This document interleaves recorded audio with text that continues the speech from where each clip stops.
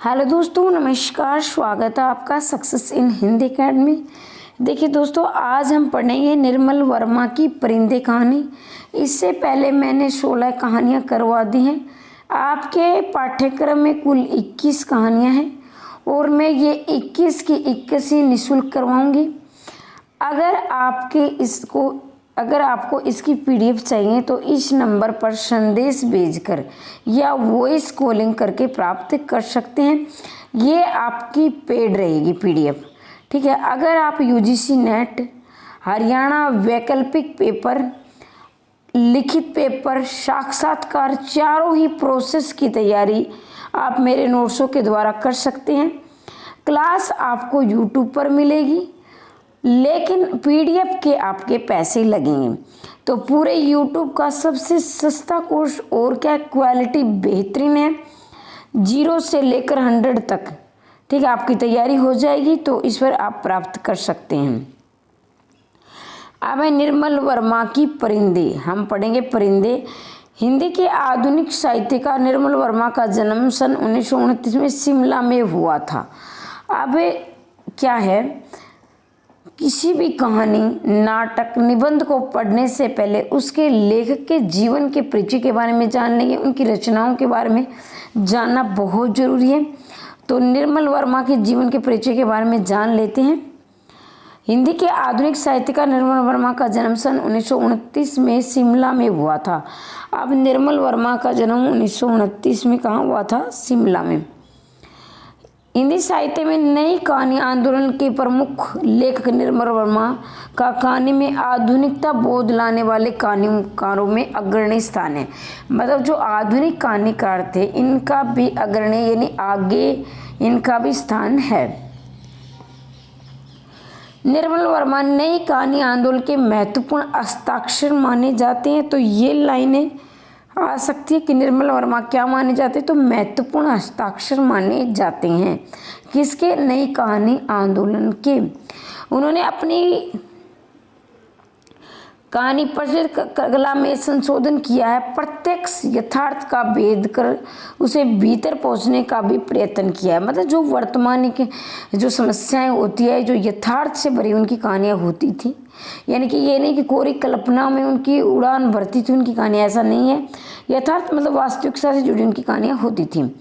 निर्मल वर्मा को मूर्ति देवी पुरस्कार 1995 में, याद रखेंगे, निर्मल वर्मा को मूर्ति देवी पुरस्कार कब मिला था? 1995 में।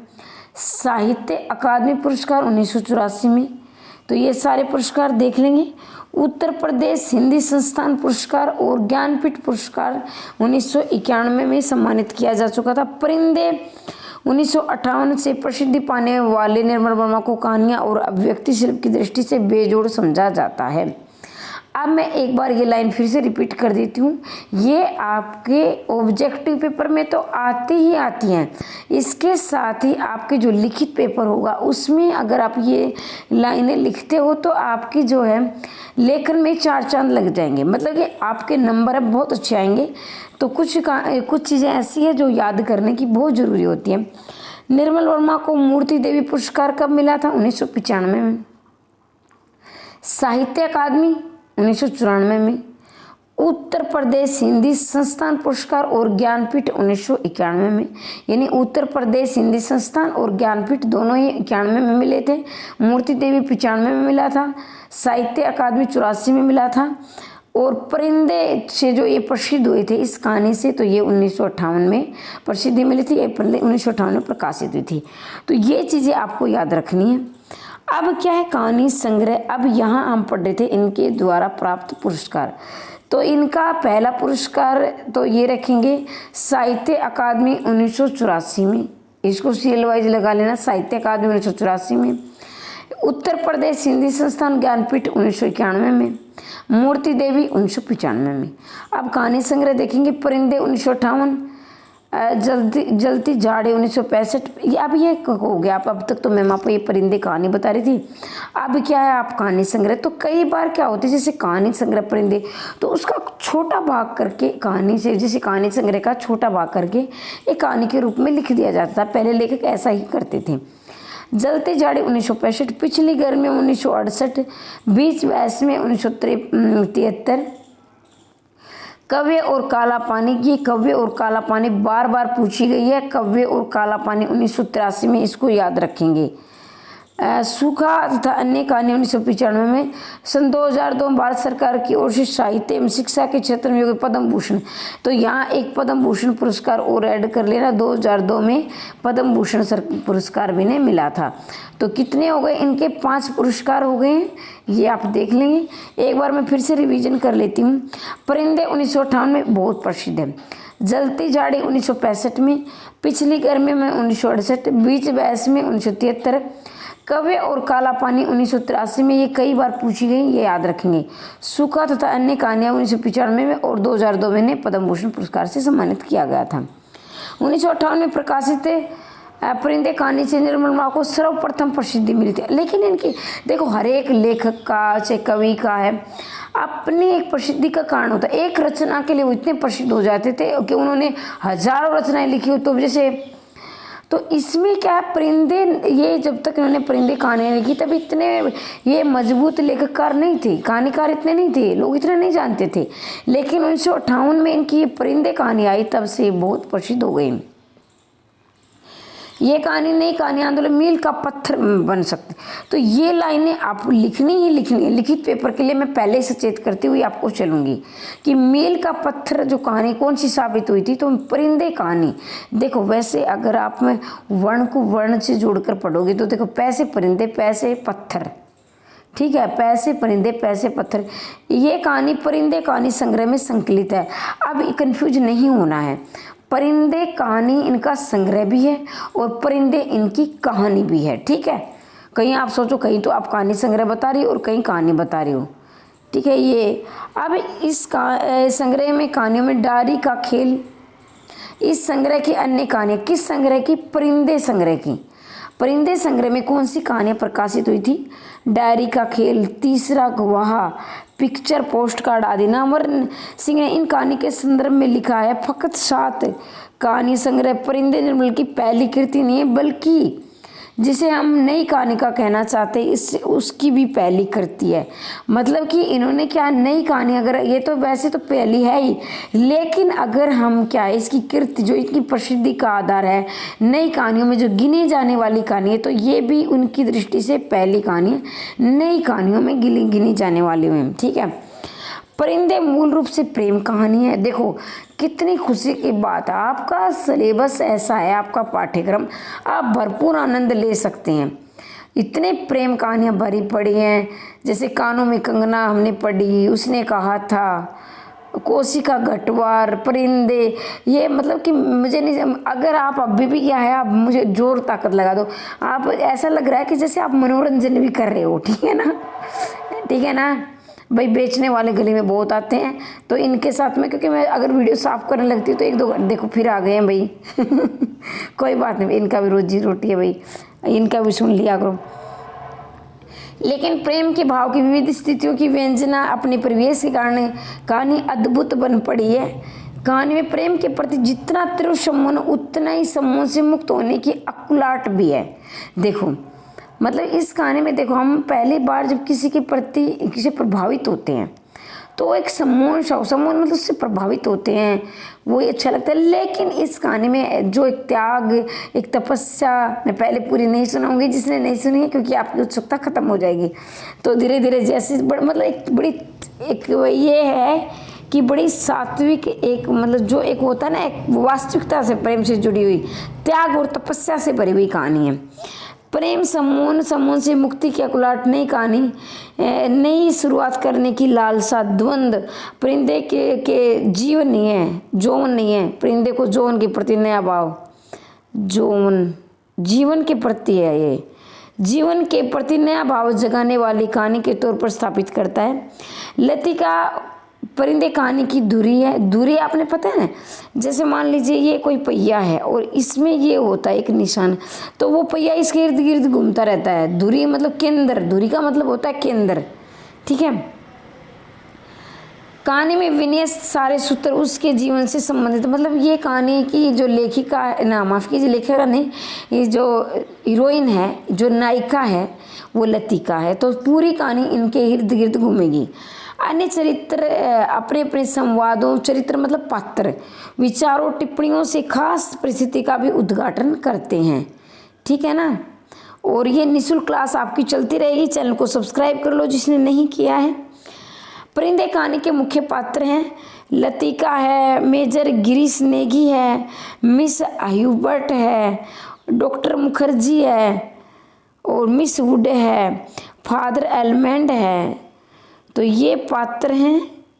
फिर है करीमुद्दीन है और जूली है। अन्य पात्र ये 9 में आएंगे। तो देखेंगे एक बार सबके बारे में जान लेते थोड़ा, तो कहानी क्या है समझ में आ जाए। लतिका कहानी की मुख्य नायिका पात्र है, मैं पहले बता चुकी हूँ, ये हीरोइन है, नायिका है। वह लड़कियों के एक मिशनरी स्कूल के छात्रावास की वार्डन तो आपको पता ही होगा। ठीक है ना, आप रहे हुए हॉस्टल में या नहीं रहे हैं तो आपको जानकारी है। मेजर गिरीश नेगी ये कुमाऊं रेजिमेंट कैप्टन तथा लतिका का प्रेमी था, लेकिन इसकी मृत्यु हो गई। अब वो कुमार रेजिमेंट, ये रेजिमेंट का नाम है, कुमाऊं रेजिमेंट में कैप्टन है। कौन है कैप्टन? है मेजर गिरीश नेगी, जो कि लतिका का प्रेमी है और लतिका इसकी क्या है, प्रेमिका है।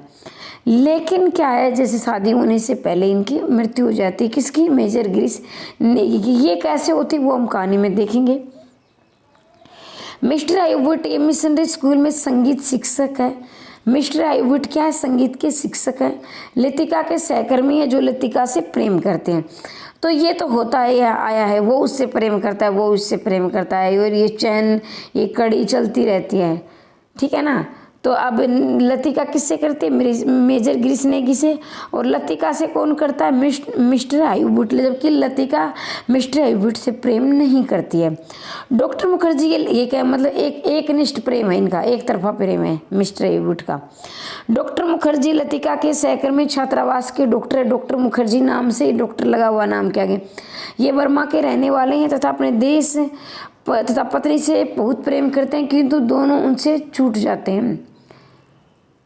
मिस वुड क्या प्रिंसिपल है? मिस वुड वृद्ध है, मतलब बूढ़े हो चुके हैं। अनुशासन प्रिय व आधुनिक विचार वाली महिला है। मतलब क्या है, ये अनुशासन भी चाहती है, लेकिन आधुनिक विचार, जिसे मॉडर्न महिला कहते हैं, वो है। फादर एलमंड ये मिशनरी स्कूल की छात्राओं के वर्ष के अंतर समर ऑफ द माउंट का पाठ पढ़ाते हैं। करीमुद्दीन छात्रावास का नौकर है, जो कभी मिलिट्री में अर्दली रह चुका है। अर्दली मतलब कि एक तरह से देखा जाए तो ये वहाँ पे एक नौकर का ही काम होता है। जूली छात्रावास की एक विद्यार्थी है जिसका नाम लतिका के रेजिमेंट में एक प्रेम पत्र प्राप्त होता है। तो प्रेम पत्र कैसे प्राप्त होता है ये भी आप कहानी में जानेंगे। अन्य पात्र सुधा, हेमंती छात्रावास की अन्य लड़कियां। भाई देखो, एक बार अगर समझ में नहीं आया है तो दोबारा सुन लेना, वीडियो को रोक कर देख लेना। ठीक है। ऐसे क्या है, कई विद्यार्थियों की तैयारी अच्छी है और रिविजन कर रहे हैं तो ज़्यादा समय नहीं लगाएंगे। अब हम कहानी को विस्तार से पढ़ेंगे। परिंदे निर्मल वर्मा की सर्वाधिक चर्चित कहानियों में से एक है। लेकिन इससे पहले आप जान लें, अगर आप ये PDF प्राप्त करना चाहते हैं 90 68 68 49 54 पर संदेश प्राप्त करके, संदेश भेजकर प्राप्त कर सकते हैं। और ये पेड रहेगी, ठीक है ना, पेड PDF रहेगी, ऐसा नहीं। लेकिन आपको वीडियो बिल्कुल निःशुल्क मिलेगी। और ऐसी तैयारी का मतलब इसमें आप UGC net, objective, subjective, interview चारों ही प्रोसेस की तैयारी करेंगे बिल्कुल सस्ते और क्वालिटी बेहतरीन के साथ। निर्मल वर्मा की सर्वाधिक चर्चित कहानियों में से एक है। ये न सिर्फ अपने विचित्रात्मक भाषा के जरिए एक नए शिल्प प्रयोग को सामने लाती है, बल्कि कथ्य के स्तर पर परंपरागत प्रतिमानों को जोड़ती हुई नजर आती है। क्या है, निर्मल वर्मा की सर्वाधिक चर्चित कहानियों में से एक है। भाई जो निर्मल वर्मा की कहानियाँ तो उन्होंने बहुत लिखी हैं, लेकिन जो चर्चित कहानियाँ है, प्रसिद्ध कहानी निर्मल ये परिंदे ही है।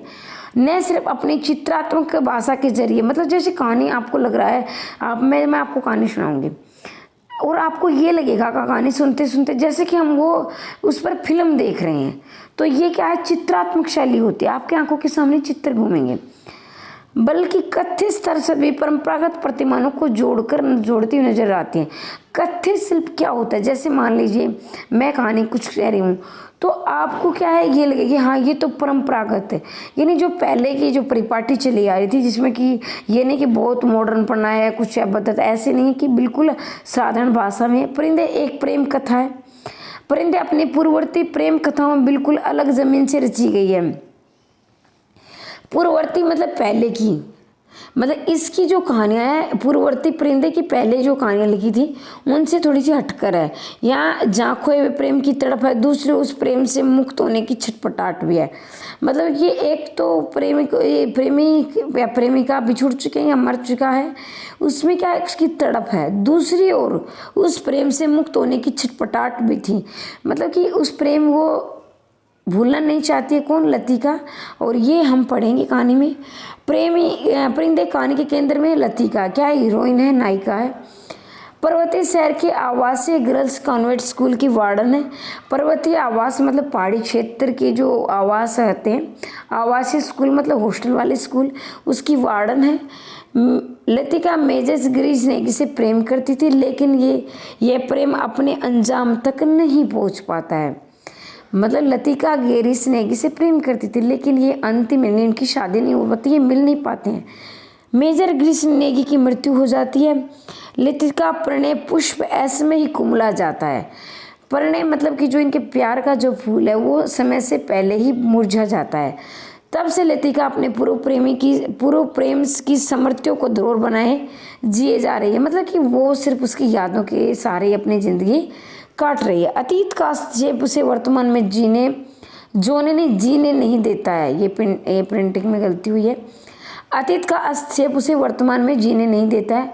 अतीत का दबाव ही है जिसके कारण लतिका अपने सहकर्मी हार्बर्ट के प्रेम से आंख चुराती है। मतलब मैं पहले बता भाई मेरा गला बड़ा ख़राब, आप एडजस्टमेंट किया करो क्योंकि मेरी आवाज़ बहुत अच्छी नहीं। देखो अतीत का दबाव मतलब अतीत उसका पीछे नहीं छूट रहा है। जैसे हमारी कोई भी याद होती है तो बार बार हमें आती है, तो ये तो क्या है एक प्रेम भाव है, जो एक वास्तविक एक कहते हैं ना कि जो एक सच्चा प्रेम वाली बात है, तो वो उसी में खोई रहती है। लेकिन हार्बर्ट या हार्बर्ट एक ही नाम है, तो वो क्या है उससे आंखें चुराती है। उसको पता है कि मेरे से प्रेम करता है, लेकिन वो उससे प्रेम नहीं करती, उससे बची रहती, कटी नहीं अलग से रहती है। एक अन्य सहकर्मी डॉक्टर मुखर्जी लतिका को समझाने की कोशिश करते हैं। डॉक्टर मुखर्जी हैं जो लतिका को समझाने की कोशिश करते हैं। तो इस कहानी में बहुत इंग्लिश की लाइनें आएंगी, अंग्रेजी की रोमन लिपि के शब्द आएंगे। तो देखिए, लेट द डेड डाइव, मरने वालों के संग खुद घोड़े ही मरा जाता है। थोड़े आएगा, खुद घोड़े ही मरा जाता है, मतलब थोड़े ही ना, थोड़े कर लेना इसका। किसी चीज़ को न जानना यदि गलत है तो किसी को न भूलना, जो की तरह चिपटे रहना, ये भी गलत है। तो ये याद रखना है। ये कथन कई बार पूछा गया है। ये कहना है कि किसी चीज़ को मतलब कि किसी के संग थोड़ी ना मरा जाता है, ये काम बोलचाल की भाषा में होता है। किसी को न जानना यदि गलत है तो किसी चीज़ को न भूलना, दोनों ही गलत। किसी चीज़ के जोक की तरह चिपटे रहना भी गलत है। तो ये कौन कह रहे हैं? डॉक्टर मुखर्जी कह रहे हैं। किससे? लतिका को समझा रहे हैं। और ये कथन आए हुए हैं, याद कर लेना। डॉक्टर मुखर्जी कह रहे हैं लतिका से। लतिका भी जोक की तरह चिपटी हुई है गिरीश की स्मृतियों से। लतिका भी ये समझती है कि उसका अतीत उसे जीवन में आगे बढ़ने नहीं दे रहा है। वो भी, उसको भी पता है कि वो उसका अतीत है, उसे जीवन में आगे बढ़ने नहीं दे रहा है लतिका का। लेकिन भाई एक आदत होती है, एक स्वभाव होता है अपना। हिबर्टी क्यों, वह क्या किसी को चाह सकेगी इस अनुभूति के संग जो अब नहीं रही है, जो छांसी मंडराती रहती है, न स्वयं गिरती है न मुक्त दे पाती है। वो सोच रही है कि मैं हिबर्ट के संग नहीं, किसी के संग नहीं जी सकती हूँ। उसकी जो अतीत की जो छाया है उसके संग हमेशा मंडराती रहती है, वो उसे मुक्त नहीं होने देती है। वह आगे बढ़ना चाहती है, अतीत के बोझ से मुक्त होना चाहती है। आकाश में उड़ते परिंदों को देखकर सोचती हर साल सर्दी की जुटने, मतलब कि वो अपनी ज़िंदगी से बिल्कुल निराश हो की कोई बदलाव नहीं है। वो मतलब कि यही है कि आकाश में देखती रहती है, परिंदे उड़ते रहते हैं, ऐसे टाइम पास करती है, लेकिन उसका अतीत उसका पीछे नहीं छोड़ा। हालांकि वो उससे आज़ाद होना चाहती है, लेकिन वो नहीं हो पाती है। देखेंगे हर साल सर्दी की छुट्टियों से पहले परिंदे मैदानों की ओर उड़ते हैं।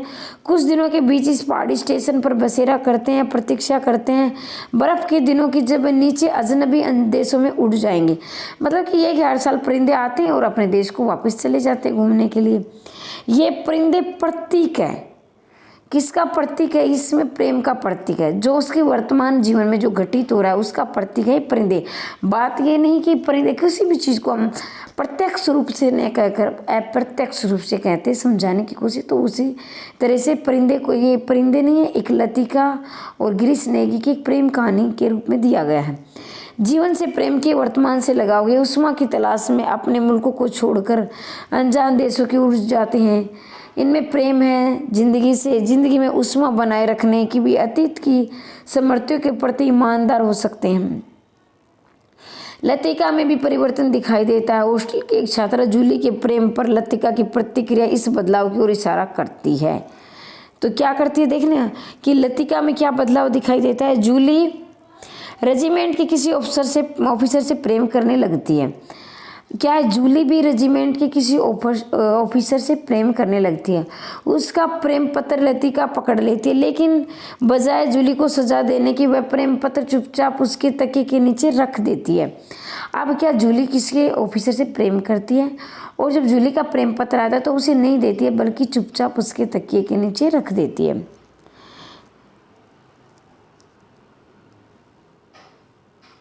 लतिका भी मुक्त होना चाहती है अपनी स्मृतियों से, अपने पूर्व प्रेम से। मुक्ति का ये प्रश्न उनके या नीति का प्रश्न बन जाता है। लतिका मुक्त होना चाहती है कि मैं क्यों उस मतलब स्मृति में खोई रहूं, कोई फायदा नहीं। वो मतलब अपने मन को समझाती है, लेकिन वापस वो वहीं टिक जाती है। गिरीश नेगी की मृत्यु हो चुकी है, लतिका के जीवन में उसकी वापसी नहीं हो सकती। मतलब भाई, जो इंसान चला गया हमारी ज़िंदगी से, जिसकी मौत हो चुकी है, तो वो दोबारा नहीं आने वाला, ये सबको पता है। नेगी को मृत्यु ने लतिका की सारी खुशियों का अपहरण कर लिया।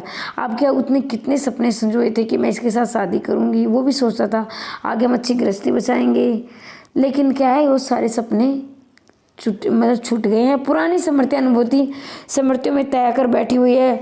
मृत व्यक्ति के लिए वाकई कुछ नहीं कर सकते, हम अपने आनंद और पीड़ा के लिए उसे अपनी स्मृतियों में जिंदा रखते हैं। कभी कभी देखो, आपने कभी देखा होगा, आनंद और पीड़ा का मतलब ये है कि कभी हमारी ज़िंदगी में कुछ ऐसी यादें जो इंसान हमारी ज़िंदगी से जा चुका। मैं तो चाहती हूँ सभी समझते हैं आपके परिवार वाले, लेकिन मैंने खुद अपनी ज़िंदगी में झेला हुआ है। तो कई बार हम अच्छी याद आते तो अपने मन में मुस्कुराते हैं, चाहे कोई भी हो। और लेकिन कई बार ऐसा होता है, जैसे हम वर्तमान में आते हैं वो इंसान हमारी ज़िंदगी में, तो हमें एकदम से क्या है, हमें पीड़ा भी होती है। तो उसी तरह से है लतिका का हाल है। जब वो उसके साथ बिताए हुए पल याद करती तो वो उसके आनंद लेती उन बातों का, और जब उसे याद आता कि वो मेरी ज़िंदगी में नहीं है तो उसे पीड़ा भी होती है। समृद्धि संवेदनशीलता पर निर्भर करती है, लेकिन सवाल है कि समृद्धि की गांठ के सारे जीवन गुजार देना क्या वाकई मृतक के लिए मायने नहीं रखता है। अब क्या, वो एक ज़िंदगी में गांठ सी पड़ गई है जो कि उसका पीछे नहीं छोड़ दी। क्या ये संबंधों की गरिमा प्रदान नहीं करता है? क्या अपनी त्रासदी में ये मानव नीति की विराट प्रश्न नहीं बन जाता है? कहानी के एक चरित्र doctor Mukherjee the let die कहकर इस त्रासदी को उभरने का रास्ता सुझाते हैं। अब क्या, डॉक्टर मुखर्जी उसे एक त्रासदी मानते हैं, मतलब दुख का कारण मानते, कहते हैं कि तू इससे से बाहर आ जाए। ये क्या है, एक समर्थन की यादें, और इस यादों के सारे जिंदगी नहीं कटते, इस चौक की तरह मत चिपकी रहे। कौन समझाते हैं? डॉक्टर मुखर्जी लतिका को बार बार समझाते हैं, समृतियों के बोझ को ठिकाने लगाने का उपाय बताते हैं कि लेकिन ऐसी समृतियों से पीछा छूट पाना सरल थोड़ी होता है। यदि समृतियों के किनारे कर दिया जाए तो फिर जीवन बिल्कुल बेरंग हो जाएगा। वो कहती है लतिका कि ये आसान नहीं है इनको किनारे लगाना, अगर मैं इनको भूल जाऊंगी तो मेरी ज़िंदगी बेरंग हो जाएगी। मतलब इसी की याद, उसकी यादें ही मेरी ज़िंदगी में रंग भरती है। बीता हुआ समय कभी कभी मुझे पुराने जख्म के लिए मरहम काम करता है। अब क्या है, जैसे कि अब वर्तमान में वो उसके जख्म है, मतलब दर्द है, और जब बीती हुई जो सुनहरी यादें वो क्या है, मरहम का काम, मतलब दवाई का काम करती है। समृतियाँ धुंधली होने लगती, इसके बावजूद लतिका अपने चारों ओर नो एग्जिट पाती है। उसमें मुक्ति की कामना का बीज तो अंकुरित होता है, मुक्त नहीं पाती है। कहानी में आवश्यकता अनुसार घटनाओं की योजना की गई है। पृष्ठभूमि लड़कियों की क्रिश्चियन कॉन्वेंट स्कूल की है, तो नाम याद रखेंगे। हो सकता है कि स्कूल का नाम पूछ लिया जाए, तो क्रिश्चियन कॉन्वेंट स्कूल की है। ऐसे समय कहानी को उठाया गया है जब छुट्टी शुरू होने लगती है, मतलब कहानी की जो शुरुआत होती है वो छुट्टी शुरू होने से होती है। लतिका के जीवन की रिक्तता मतलब खालीपन की छाया उसके कामकाज के तौर तरीकों पर भी दिखाई देती है। हमेशा अपने में डूबी रहना, जरूरी बातों को भूल जाना, जरूरी कार्य में भी टाल मटोल करना आदि स्थिति उसकी विडंबनापूर्ण जीवन को भली बातें व्यक्त करते हैं। वे अपना सारे कार्य बेमन उत्साही ढंग से करते हैं, मतलब वो अनमनी से रहते। जो बहुत जरूरी काम है वो भी वो समय पर नहीं करती है, उसी टाल मटोल करती रहती, क्योंकि उसकी ज़िंदगी में क्या उत्साह नहीं है, वो उत्साही जिंदगी जी रही है। डॉक्टर मुखर्जी मिस्टर एबट के कार्य व्यापार एवं संवाद का एक तरफ कहानी के कहानीपन की रक्षा करते हैं, दूसरी तरफ कहानी को आगे भी बढ़ाते हैं। डॉक्टर मुखर्जी लतिका को गिरीश नेगी से मिलवाते हैं। अभी क्या डॉक्टर मुखर्जी ने ही लतिका को गिरीश नेगी से मिलवाया था। उनकी बातचीत से नेगी की मृत्यु का रहस्य खुलता है। बट अभी हमें नहीं पता कि नेगी की मृत्यु हो चुकी है। हमें कैसे पता चलता है कि जैसे ही क्या है गिरीश ने डॉक्टर ये क्या कहते हैं डॉक्टर मुखर्जी और लतिका बातचीत करते, तभी हमें पता चलता है कि कैसे गिरीश नेगी की मृत्यु हुई है। एबट की सेहत बिल्कुल जटिलता की जानकारी भी उनके मार्फत होती है। एबट का हृदय रोग है, मतलब हृदय के रोगी यानी हार्ट अटैक के पेशेंट है। उसका पियानो वादन यानी जो संगीत के तो हैं, वो संगीत शिक्षक हैं, तो पियानो बजाते हैं। इसके द्वारा लतिका को किया गया प्रेम निवेदन केंद्रीय भावों में प्रभावशील व्यक्ति में सहायक साबित होता है। प्रेम में कहानी भाव प्रदान है, मतलब कहानी देखो इसमें तो अगर आप हर चीज़ रटने की ज़रूरत नहीं होती है, कुछ चीज़ें हम समझ। अगर ये पूछा ये तर्क प्रधान कहानी है, ये घटना प्रधान कहानी है, तो ये भाव प्रधान। देखो जहाँ प्रेम होता है वहाँ भाव, जहाँ भावनाएं खत्म हो जाती है वहाँ प्रेम खत्म हो जाता है। एक तरह से देखा जाए तो हम ये नहीं दिखा सकते भाई देखो ये मेरा प्रेम है ना, नहीं दिखा सकते। तो वो क्या एक महसूस करने की चीज़ है, तो ये भाव प्रधान है। ये तो आप कुछ चीज़ें समझ लिया करो, इस वजह से आप काफ़ी समझदार हो। इसके चरित्र अपनी अपनी अद्वितीय अनुभूतियों के प्रति सजग हैं।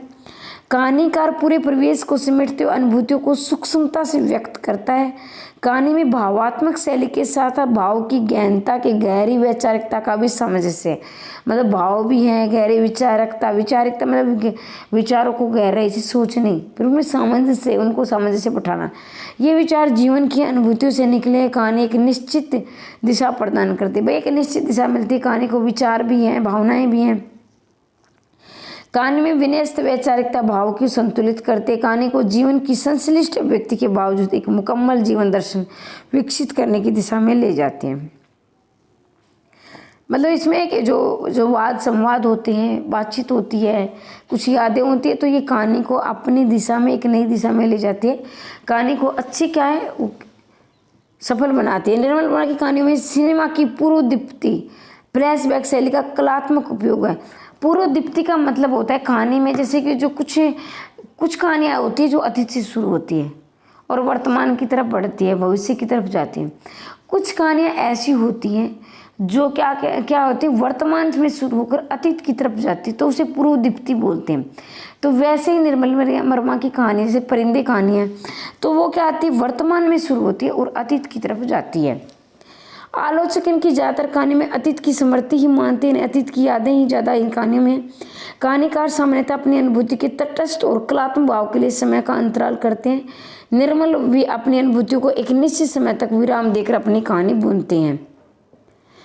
परिंदे कहानी हिंदी भाषा की पिछली भाषाओं से अलग है। उनका सब चयन, पाठक गठन, प्रयोग सटीक प्रयोजन के अनुरूप प्रयुक्त होकर वांछित भाव प्रदान करने में अचूक है। ये कहानी छोटे छोटे ब्यौरों को बारीकी से, मतलब इसमें छोटे छोटे संवाद है, छोटी छोटी बातचीत हुई है, लेकिन क्या है बड़ी सफल बातचीत हुई।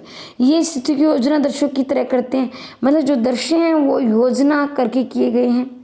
दृश्य कहानी को पूरा करने बेहद अहम भूमिका निभाते हैं।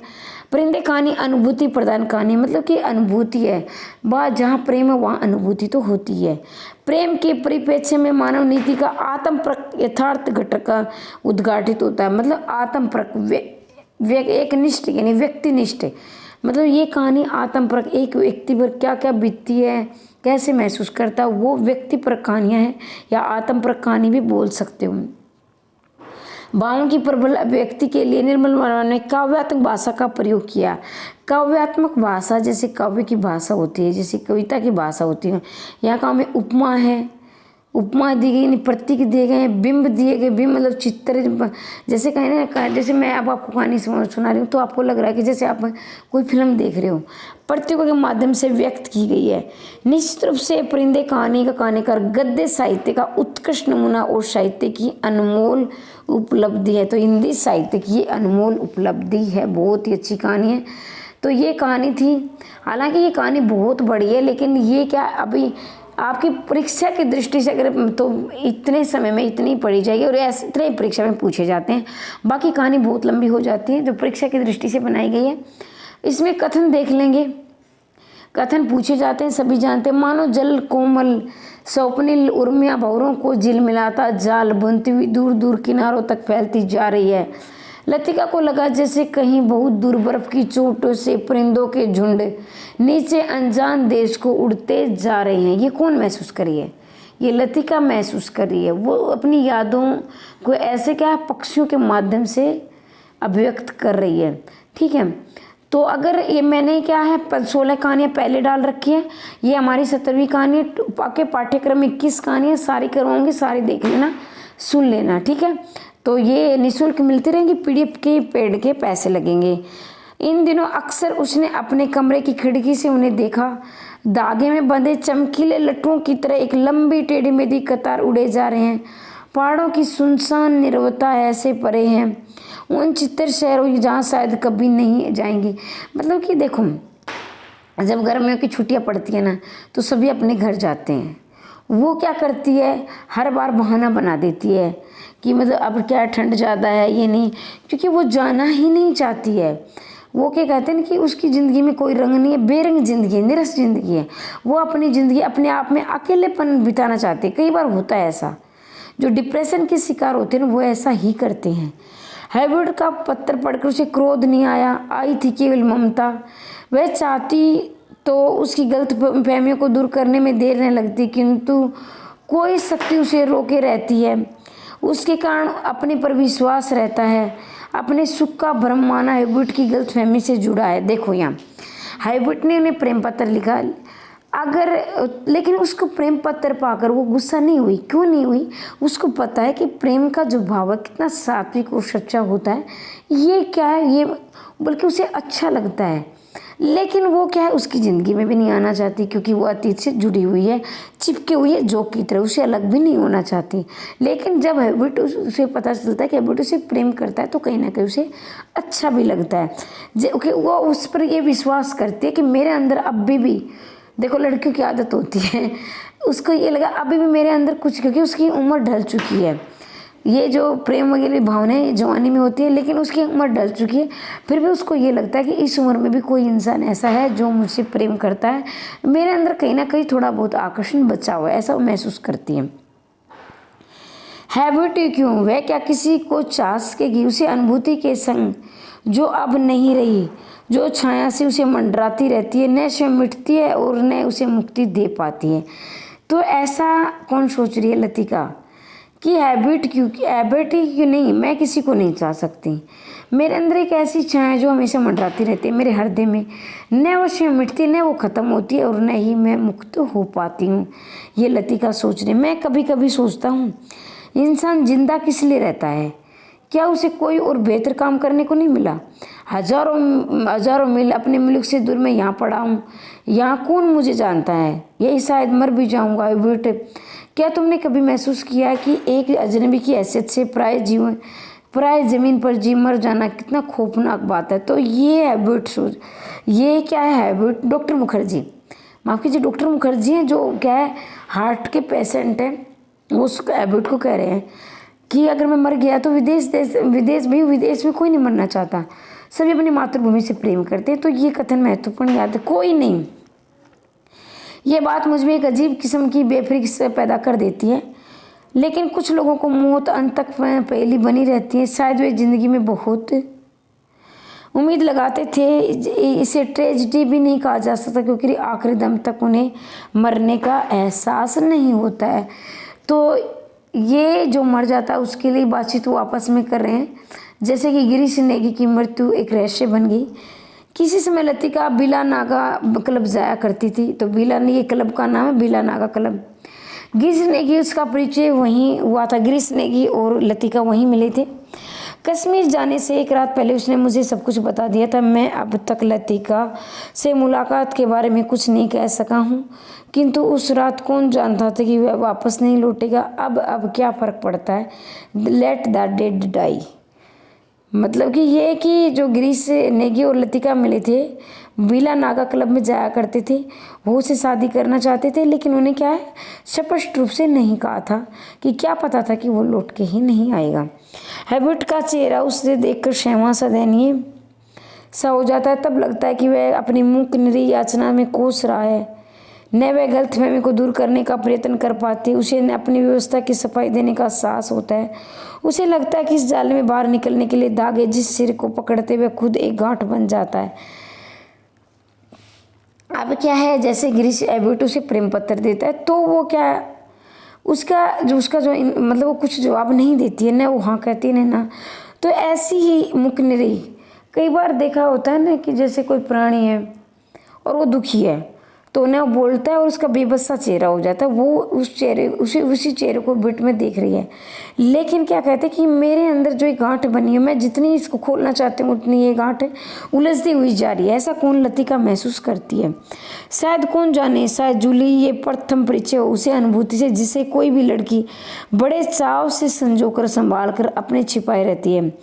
एक अनिवर्चनीय सुख जो पीड़ा के लिए पीड़ा सुख को डुबोती है, उसे उमड़ती जबर की खुमारी दोनों अपने सहमा लेती। एक दर्द जो आनंद से उपजाए पीड़ा देती है। मतलब ये कटु सत्य है। अगर कोई लड़की अब देख रही हो कोई नहीं है मेरे अंदर नहीं है, चाहे वो किसी डिपार्टमेंट कितनी ऊंचे पद पर चले जाए, ये एक मानवीय ये क्या प्रकृति ने हमें ऐसा बनाया है कि लड़कियां संवेदनशील होती है।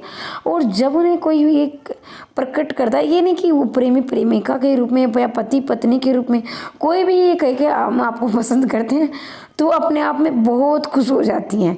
तो वही लतिका कह रही कि वो उसके साथ उसकी यादों को संजो कर रखना चाहती हैं और एबर्ट से भी उसे एक तरह से दया भाव है, सहानुभूति है, लेकिन क्या करे वो अपनी आदत से मजबूर है। वो उसे क्या है नहीं आना चाहती उसकी ज़िंदगी में। लतिका को लगा वह शायद जो याद करती वह भूलना भी चाहती हैं, लेकिन जब उसे सचमुच भूलने लगती तो उसे भय लगता है जैसे कोई किसी चीज़ उसके हाथों से छीन लिया जा रहा है। ऐसा कुछ तो सदा के लिए खो जाएगा। अब क्या लतिका उसे याद करती है तो उसे भूलना भी चाहती है, लेकिन जब वो सोचती कि मैं उसे भूल जाऊंगी तो एक अजीब सा उसके अंदर एक भय बना रहता है कि जैसे कुछ उसके हाथों से छूट रहा है। मतलब कोई ऐसी चीज़ है जो उसे अंदर से तोड़ रही है, जो ऐसा वो सदा के लिए, अगर वो सदा के लिए से खो जाएगी तो कि वो जी नहीं पाएगी। तो एक तरह से वो डिप्रेशन बोलते हैं वो शिकार है, उन यादों से चिपकी हुई है। और न तो उसे को क्या है वो तोड़कर फेंकना चाहती है और न ही क्या है उसे चिपका रहा है। तो मतलब एक द्वंद्व बना रहता है। कभी कभी सोचता हूँ मिस लतिका किसी चीज़ को न जानना यदि गलत है तो जानबूझकर न भूल पाना हमेशा जोक की तरह, ये बहुत ही फेमस है। वो ये डॉक्टर कहते हैं ना, डॉक्टर मुखर्जी, तो ये कई बार परीक्षा में पूछा जाए। ये कथन आप जरूर याद रखेंगे।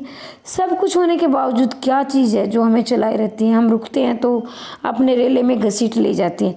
मतलब कई बार ऐसी चीज़ होती है ना कि हम उससे पीछा छुड़ाना चाहते हैं, लेकिन क्या वो रेले की तरह, रेले मतलब तूफान की तरह हमें घसीट ले जाती है। तो ये इनके क्या है कथन थे। कहानी हमारी समाप्त होती है। कहानी कैसी लगी कमेंट बॉक्स में आप नहीं बताते हो, कहानी सुन के चले जाते हो। और मैं हमेशा कहती हूँ कि जैसे ही आपके कमेंट आते हैं बड़े अच्छे अच्छे, तो ये मेरे लिए प्रेरणा का कार्य करते हैं। मैं प्रेरणा, आप ही मेरी प्रेरणा स्रोत हैं। आप मेरी ऊष्मा है, ऊर्जा है, उत्साह वर्धन करते हैं आप मेरा। तो कमेंट बॉक्स में आप ज़रूर लिखिए कि अब मेरा प्रयत्न आपको कैसा लगा। मैं ज़रूर कोशिश करती हूँ कि आपको संतुष्ट कर सकूँ, आपके कुछ काम आ सकूँ। बहुत मेहनत करती हूँ मैं आपके लिए। एक वीडियो में मैं 3 से 4 घंटा लगाती हूँ, लेकिन आप एक कमेंट में, एक मतलब 1 मिनट में कमेंट कर सकते हो, नहीं करते हो तो आपकी मर्जी है, लेकिन मुझे अच्छा लगता है कि जब आप मुझे कमेंट करते हो, ठीक है, क्योंकि ये मानवीय भाव है। कोई हमारी तारीफ़ करे बड़ा आनंद आता है हमें।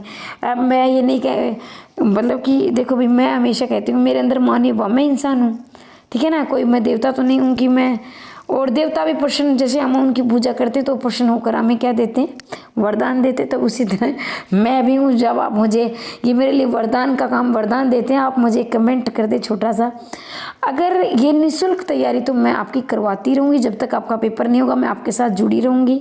मैं कोई भेदभाव नहीं करती, जो PDF लेते हैं वो PDF लेकर तैयारी करते रहते हैं, लेकिन जिसने नहीं ली मैं उनको भी उतनी तन्मयता से पढ़ाती हूँ, जहाँ तक मैं पहुँची हूँ वहाँ मैं आपको ज़रूर पहुँचाऊँगी और आप बहुत आगे तक जाओगे, ऐसी मैं उम्मीद रखती हूँ। और ये कि भगवान से मैं नेक कामना भी करती हूँ।